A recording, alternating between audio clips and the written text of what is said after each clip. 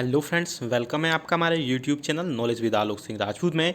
DA D R salary और pension की 10 बहुत महत्वपूर्ण खबरें आपको लेके आया हूँ। बहुत ही इंपॉर्टेंट ये वीडियो होने वाला है सभी कर्मचारियों और पेंशनर्स के लिए। इसमें बहुत बड़ी खबरें हैं, कुछ खबरें बहुत ही अच्छी हैं जिससे कर्मचारियों की सैलरी और पेंशन भी बढ़ेगी, जिसमें डीए और डीआर की भी लास्ट में हम सबसे खबरें दिखाएंगे। पूरी वीडियो को लास्ट तक देखिएगा, बने रहिए हमारे साथ इस वीडियो में लास्ट तक।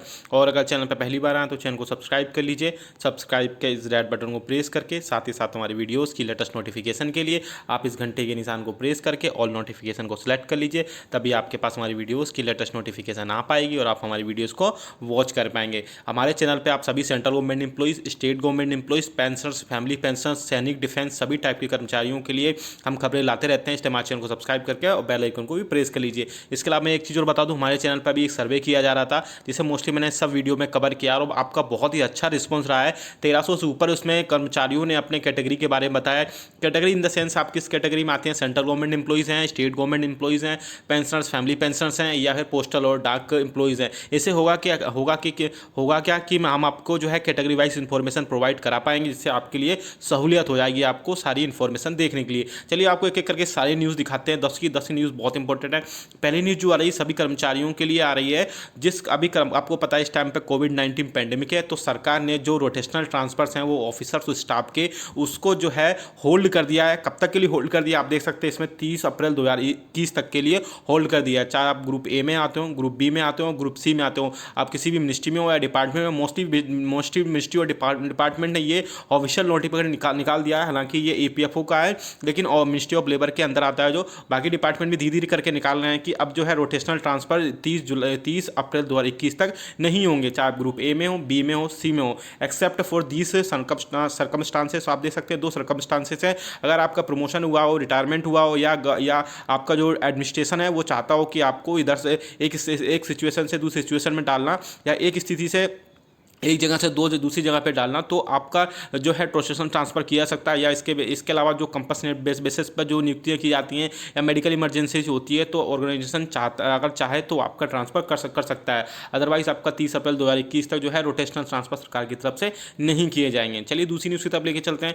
दूसरी न्यूज़ जो आ रही है आप देख सकते हैं रेलवे बोर्ड की, मिनिस्ट्री ऑफ रेलवे के रेलवे बोर्ड की तरफ से 21 जुलाई 2021 को जारी किया हुआ नोटिफिकेशन है, जहाँ पर जो कर्मचारी, आपको पता है हर महीने की जो कर्मचारी रिटायरमेंट होते हैं तो उनका जो रिटायरमेंट कन्वोकेशन होता है या फिर रिटायरमेंट फॉर्मेलिटीज़ होती है वो की जाती थी। लेकिन इस टाइम पे जो कोविड-19 पैंडेमिक है तो सरकार ने ये किया है कि उनका रिटायरमेंट जो है वर्चुअल मीन्स से होंगी, जहाँ पर भी आपका जोनल डिवीज़न लेवल हो, पीयू हो या वर्कशॉप हो। पहले वहाँ पे सारी जो है फिजिकल गैदरिंग्स की जाती थी, लेकिन अब जो है कोविड-19 की सिचुएशन में वहाँ पर अब फिजिकल गैदरिंग्स नहीं की जाएंगी। अब वहाँ पर जो है सिर्फ वर्चुअल मीन्स के हिसाब से जो भी वर्चुअल मीन्स होगा, वहाँ पर जो भी वर्चुअल मीडियम होगा, अवेलेबल होगा, उसके हिसाब से आपकी जो लास्ट वर्किंग डे होगा वहाँ पर रिटायरमेंट फॉर्मेलिटीज सरकार की तरफ से की जाएंगी। चलिए नेक्स्ट न्यूज़ की तरफ लेके चलते हैं। नेक्स्ट न्यूज़ जो आ रही है सीजीएचएस और ईसीएचएस दोनों के कर्मचारियों के लिए है कि अगर आपके घर में कोई कोविड पेशेंट है तो सरकार आपको जो है एक ऑक्सीमीटर प्रोवाइड कराएगी। बेसिकली बता दूँ ऑक्सीमीटर होता क्या है। ऑक्सीमीटर एक पल्स ऑक्सीमीटर एक डिवाइस होती है, इलेक्ट्रॉनिक डिवाइस होती है, जिससे आप अपने जो SpO2 जिसे कहा जाता है, जिससे आप अपना ऑक्सीजन लेवल और आप अपनी हार्ट की जो धड़कन होती है जिसे पल्स रेट बोला जाता है वो आप नाप सकते हैं, जिससे आप काफ़ी हद, जिसका सरकार जो है 1200 रुपये तक का रिम्बर्समेंट भी करेगी। तो आप देख सकते हैं ये बेसिकली ईसीएचएस और सीजीएचएस दोनों के कर्मचारियों के लिए है। दोनों को अलग अलग नोटिफिकेशन आया हुआ था। ये हालांकि ईसीएचएस के कर्मचारियों के लिए नोटिफिकेशन है। आप देख सकते हैं पॉइंट नंबर 2 में the reimbursement shall be claimed as per actual cost of pulse oximeter subject to a ceiling of rate 1200, यानी 1200 तक जो है आपको रिम्बर्समेंट सरकार कराई जाएगी। चलिए नेक्स्ट न्यूज़ की तरफ लेके चलते हैं। नेक्स्ट न्यूज़ जो आ रही है आप देख सकते हैं department of pension and pension welfare की तरफ से 17 जुलाई 2020 को जारी किया गया ऑफिस मेमोरेंडम है, जहां पर जब कर्मचारी रिटायरमेंट होते हैं तो रिटायरमेंट होने के टाइम पे जो आपका जीपीएफ एक्युमुलेशन किया जाता है उसमें कई सारी मिसिंग एंट्रीज होती हैं, जिसके चलते आपका जो जीपीएफ है, जीपीएफ से मिलने वाला पैसा है उसमें बड़ी गड़बड़ियाँ हो जाती हैं और आपको बड़ी प्रॉब्लम होती है। तो सरकार ने ये बोला कि जो भी मिसिंग एंट्रीज होती हैं, जो भी उसमें एक्यूरेसी या एरर होती है, उन सबको हर साल में एक बार जरूर जो है उसको उसमें क्रेडिट्स जो मिसिंग क्रेडिट्स होते हैं उनको एक बार जरूर चेक किया जाए, तो आप उसी के रिगार्डिंग नोटिफिकेशन है आप देख सकते हैं। और ये बता दूं ये सभी मिनिस्ट्रीज और डिपार्टमेंट के लिए जो है स्ट्रिक्ट तरीके से कंप्लाइंस करने के लिए सरकार ने बोला है, ताकि कोई भी मिसिंग एंट्रीज जो है जीपीएफ एक्यूमुलेशन में आपके रिटायरमेंट के टाइम पे कोई भी प्रॉब्लम ना हो सके। चलिए नेक्स्ट न्यूज़ की तरफ लेके चलते हैं। नेक्स्ट न्यूज़ जो आ रही है उड़ीसा सरकार के कर्मचारियों के लिए आ रही है, जहां पर अभी पता सभी कर्मचारियों की रिटायरमेंट उम्र कम करने की बात चल रही थी। हालांकि अब जो है उड़ीसा सरकार ने अपने जो हेल्थ मेडिकल हेल्थ सर्विसेज के जो कर्मचारी हैं उनकी जो रिटायरमेंट एज है 62 साल से बढ़ाकर 65 साल कर दी है। तो उसी के रिगार्डिंग ये खबर है आप देख सकते हैं।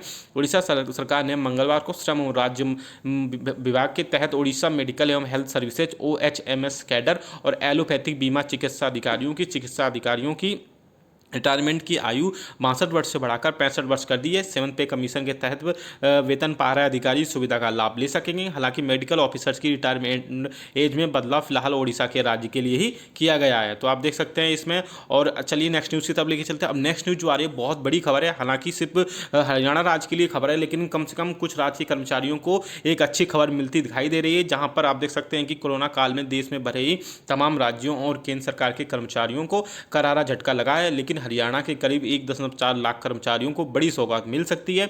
सूबे की मनोहर लाल खट्टर सरकार राज्य में पुरानी पेंशन स्कीम को बहाल करने पर विचार कर रही है। इसी उद्देश्य के चलते सरकार ने सभी विभागों से पुरानी पेंशन स्कीम लागू करने को लेकर रिपोर्ट मांगी है और पूछा है कि अगर इस स्कीम को लागू करने से कितना आर्थिक बोझ बढ़ेगा। यदि सरकार की ओर से इस फैसलों को लागू किया जाता है तो 1 जनवरी 2006 के बाद सेवा में जुड़ने वाले राज्य के 1.4 लाख सरकारी कर्मचारियों को इससे सीधा लाभ होगा। तो आप देख सकते हैं जो ओल्ड पेंशन स्कीम का जो मुद्दा उठाया जा रहा है, हालांकि कई स्टेट अलग अलग लेवल पर उसमें काम भी कर रहे हैं। तो अगर हरियाणा में ऐसा होता है तो कम से कम हरियाणा राज्य के कर्मचारियों के लिए बहुत बड़ी सौगात होगी कि उनको ओल्ड पेंशन स्कीम को फिर से रिवाइव किया जा रहा है। चलिए नेक्स्ट न्यूज़ की तब लेके चलते हैं।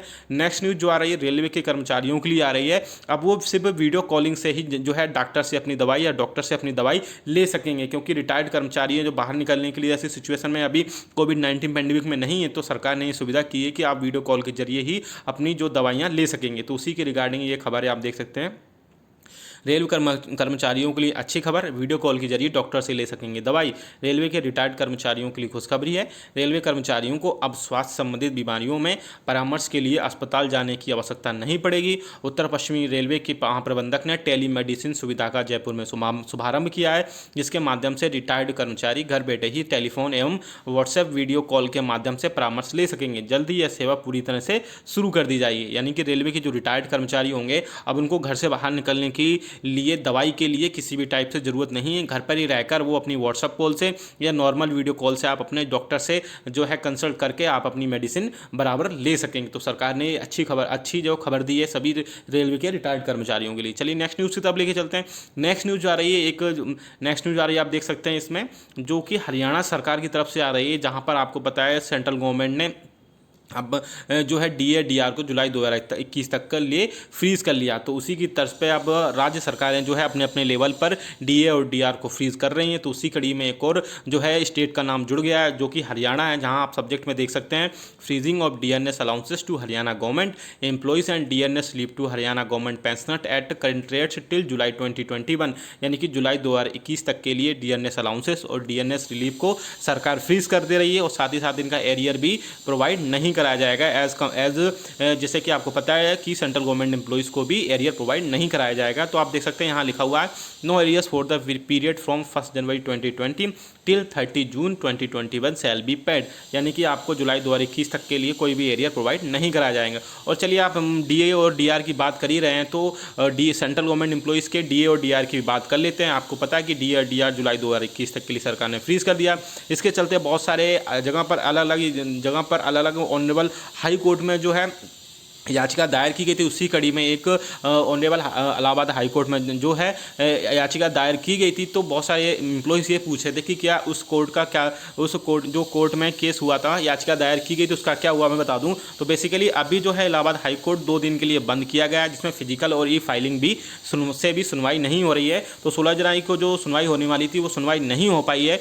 तो अब जो आगे जो भी अपडेट आएगा DA और DR से रिलेटेड या किसी भी एम्प्लॉई से किसी भी टाइप से कोई खबर लेकर, तो आप हमारे चैनल को सब्सक्राइब करके रख लीजिएगा और इस वीडियो को लाइक करिएगा, शेयर भी सभी के साथ करिएगा, क्योंकि हफ्ते भर का पूरा आपका ये वीडियो देखने के बाद आपकी पूरी जो भी है सारे कर्मचारियों के लिए खबर इसमें है। तो वीडियो अच्छा लगा लाइक करिएगा, शेयर करिएगा सभी दोस्तों के साथ में। ऐसी न्यूज़ और अपडेट्स के लिए हमारे चैनल को सब्सक्राइब भी करिएगा।